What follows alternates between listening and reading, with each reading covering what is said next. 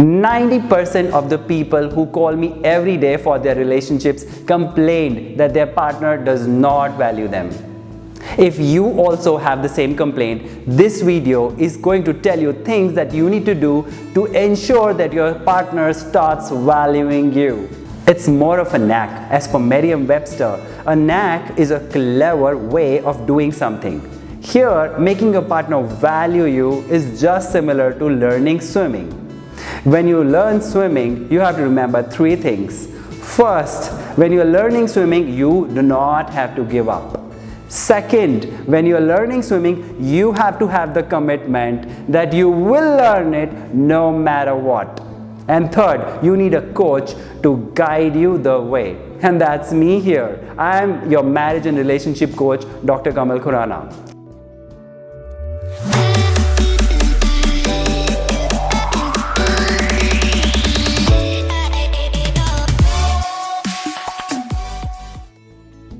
Let's look at the problem now. I get calls and I see the same common problem every time. I call it the pessimist trader syndrome. The pessimist calls me and says to me that whatever I may do for him or her, he or she is never going to value me. And the trader calls me and says that I have done so much for him or her, but he doesn't value. Ask yourself, do you do things for your partner out of love or with an expectation? My question to you is, what have you done to ensure that your partner starts loving you? I'm sure you'll answer to me, Kamal, I've tried everything. I have loved him or her enough. I have tried explaining in detail. I have tried requesting politely. I have tried crying, and I have tried being angry also, but nothing worked. You do so much for your partner, but when you criticize, your partner defends himself or herself. And there are two defense mechanisms that your partner uses. Either your partner is attacking kinds, so when you criticize, your partner attacks you. And you have no other choice but to run away. And then you complain that my partner shouts. And if your partner is more of defensive kinds and you are the one who's attacking kinds, you attack your partner by criticizing your partner runs away. And then you say, my partner doesn't value me because he or she abandons me. In both circumstances, you are at loss because you do things for your partner and you only feel that your partner doesn't value you. So what is the way out? The way out is to understand that your partner also has his or her needs. If your partner has his or her needs, then you need to see either your partner is shouting and telling what he or she needs. You need to decode what is it that he or she wants to tell you that he needs. Or if your partner is running away, abandoning you, then definitely he or she must have tried his or her ways to explain to you what he or she needs. You need to go back in time and understand what exactly he or she wants from you. So let's stop here and think rationally for a while. Is this what you wished for? Or did your partner married you to fight and argue with you? Never, right? So what's the solution? The only solution is that you have to be consistent to giving value. So let's learn a 5-step formula for giving value. Number 1, do things for your partner thinking that your partner is you. You need to know that your partner is a part of you. Your partner is you. You have to remember that you are a team with your partner. So whatever you do for your partner, do being that team. The mind has a habit of dividing because that's what the society has taught us right from childhood. You do things for the other and the other must return it back to you.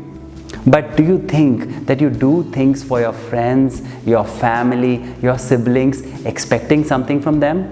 No, right? So why do you think when you do things for your partner, your own spouse, he or she should do something back to you? Right? Remember that your partner is you. Now the second step is proactively do things the way your partner wants. Your partner wants to watch a cinema and you want to go for fine dining. If you are proactive, as in without being asked, if you are proactively making sure that your partner goes for the cinema, imagine how he or she would feel. You have to do things the way he or she wants. When you do that, you are complimenting your partner, and that's what giving value is. Let's understand this. Now tell me, is this cap complementing the bottle or the bottle complementing the cap? Obviously, this cap is complementing the bottle. When the cap complements the bottle is complete. Also, without the cap, the bottle is useless, and without the bottle, the cap is useless. So be wise to ensure that your partner gets the value, and in turn, both of you, the team, gets the value. Step number 3. Do not do things that your partner does not like or does not want. Let's understand this from a plant. If there's a plant which needs sunlight and you keep it inside your home in shade, loving it too much, and you give water to it, mineral to it, but not the sunlight, what will happen? It'll die.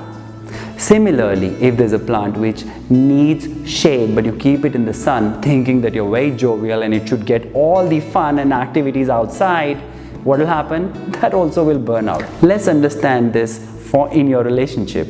Now what happens in your relationship? If your partner wants certain things but you do something else, if your partner is a very expressive kind, he or she will shout on you and you'll say, what's the big deal about it? Why he or she is so fussy about it? At the same time, if your partner is more of introvert kinds, doesn't mention things, doesn't speak up, and you do things which he or she does not like, what will happen? They may not mention it, and this is very, very dangerous. Why is it dangerous? Because one day, after a few years, you get to see that they are either cheating upon you, or they may come and say, I'm quitting, calling you a control freak. Step 4. Never make your partner count things that you did for him or her. If you iterate things that you've done for him or her, you are ruining it all. Mind you, you're also making your partner feel burdened and obligated to respond. He or she may come to a stage where they say that I don't want anything from you. And sometimes the damage is really irreparable. Go back in time and think of some mean friend that you had who made you count things that he or she did for you. Do you remember if that friendship continued for long? Obviously not. There were divides, there were frustrations and resentments because of all that you heard from him or her. Step 4. Never make your partner count things that you did for him or her. If you iterate things that you did for him or her, you're actually making yourself short. You are ruining it all. Also, you are bringing your partner to a stage where he or she feels burdened and also obligated to respond. Think of a mean friend that you had in your childhood or in your college days when he or she made you count things that they did for you. How did you feel? Could that friendship continue for long? No. So, do you think your partner would feel nice when you iterate things that you've done for him or her? Obviously not. So do things for your partner thinking that your partner belongs to you. Do it feeling from the feeling of love. Feel that your partner is a part of you. Remember, love happens to those who believe in giving value to their partners without expecting anything. Newton's third law also talks about the same thing. It says that for every action there's an equal and opposite reaction. So if you give value to your partner, certainly it'll come back equally to you. I hope I could add value to you through this video. If you have benefited from this video, please like this video and also subscribe to my channel. And also do remember to click the bell icon so that next time whenever I upload the video, you get a notification. Also, whatever questions you have, please write down in the comment section below. I promise I'll try my level best to answer all your questions. Thank you so much.